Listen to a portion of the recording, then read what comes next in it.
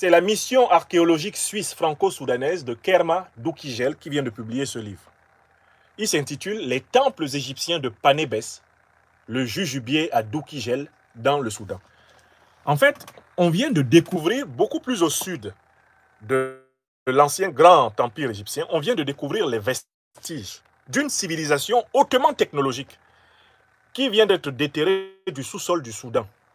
Une civilisation hautement avancée, la civilisation de Doukigel, où on découvre que, en fait, au cœur de l'Afrique, et là, cette civilisation se place pratiquement en Afrique centrale, on découvre qu'au cœur de l'Afrique centrale, c'est-à-dire l'Afrique des forêts, l'Afrique des vallées, l'Afrique profonde, la haute connaissance, la haute science, la haute religion, eh bien, la haute organisation étatique était pratiquée.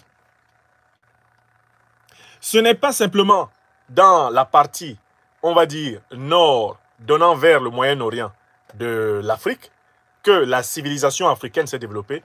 Eh bien, les travaux de la mission archéologique suisse franco-soudanaise de Kerma Doukigel prouvent que l'Afrique centrale était hautement civilisée.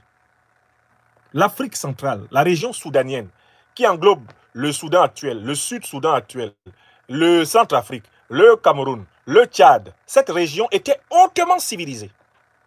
On a découvert des bâtiments qui ne pouvaient être construits que par des gens qui maîtrisaient la haute géométrie. On a découvert des temples, des pratiques rituelles, des pratiques funéraires, d'une complexité extraordinaire. La maîtrise des mathématiques, la maîtrise de l'astronomie. On l'a découverte encore plus profondément au fin fond de ce qu'on considère comme la forêt vierge africaine. Elle n'est pas vierge. Les Africains étaient présents sur le terrain de la connaissance longtemps avant toutes les